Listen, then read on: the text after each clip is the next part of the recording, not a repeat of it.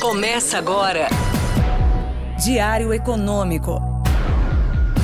Um oferecimento do Canal Rural. Uma análise das principais informações que impactam os mercados, a economia global e do Brasil. Apresentação Marco Caruso. Fala, turma, bom dia. Hoje é quinta, 13 de junho e este é o seu Diário Econômico. O nosso noticiário político resolveu dar uma apimentadinha extra no Dia dos Namorados ontem. A gente viu o real perdendo 1%, que varou ali os 5,40. Bolsa cedeu 1,5% abaixo dos 120 mil pontos, com o nosso juro longo subindo uns 25 pontos base. Um dos primeiros gatilhos dessa piora veio do comentarista da Globo News, o Valdo Cruz, com a apuração de que o apoio do presidente Lula à devolução da MP do PiscoFins não tinha chegado aos ouvidos do ministro Haddad até o momento que ela foi tornada pública. Ele ficou sabendo pela mídia. A fala do senador Jacques Wagner de que a decisão do presidente interrompeu, abre aspas, uma tragédia sem fim, também já tinha sido lida como uma crítica à Fazenda. E aí se somou também a um Twitter da presidente do partido, a Gleisi Hoffmann, criticando a ideia de se cortar despesas com educação, saúde e outras vinculadas ao salário mínimo, que dias atrás parecia ter entrado ali nos planos alternativos do Ministério.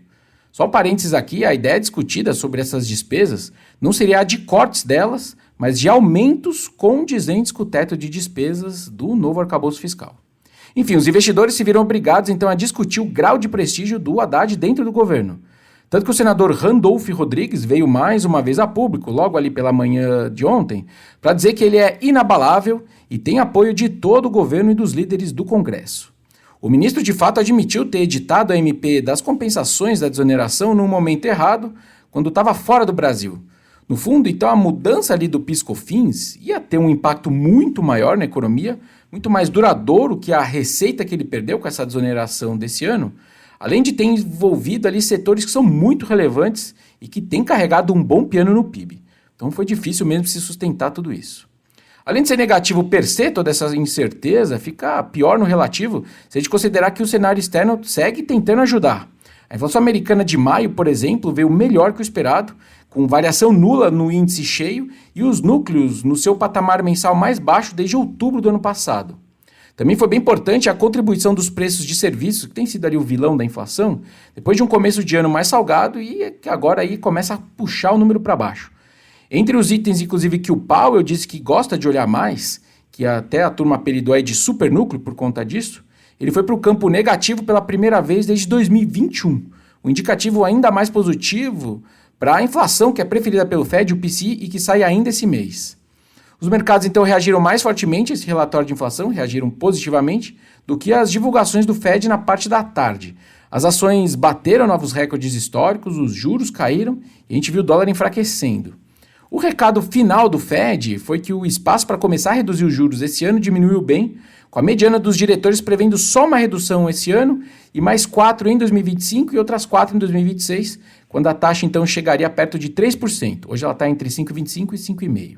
Esse caminho ficou mais conservador do que o mercado precificava, que acabou fazendo a melhora dos ativos dar uma aliviada no fechamento do dia.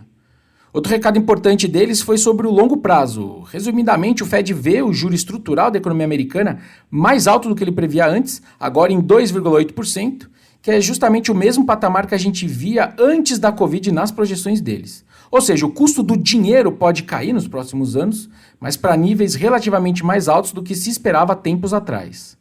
Para o dia, a inflação americana tem mais um capítulo com os preços no atacado, o PPI, que também pode surfar essa onda melhor de inflação, inclusive pela queda que a gente viu no petróleo recentemente. E por aqui faltam as vendas no varejo para a gente fechar os principais dados de abril. O consumo das famílias de itens de baixo valor agregado segue robusto, fora o fato que esse ano a gente teve muito mais dia útil do que o ano passado, como eu já comentei tempos atrás, o que sempre ajuda a gente a ter bons números de crescimento sobre 2023. De resto, eu sigo acompanhando também os desdobramentos das eleições mexicanas com certa preocupação. A pauta de reformas como a constitucional e de mudanças no sistema judicial deles, além de stops de investidores, segue impondo aí um viés negativo para os ativos mexicanos e com riscos de contágio aqui para o Brasil. Tanto que a presidente do BC mexicano teve que dizer ontem que pode tomar medidas, se necessário, para tentar restaurar a estabilidade nos mercados locais. Bom dia, bons negócios e sorte sempre!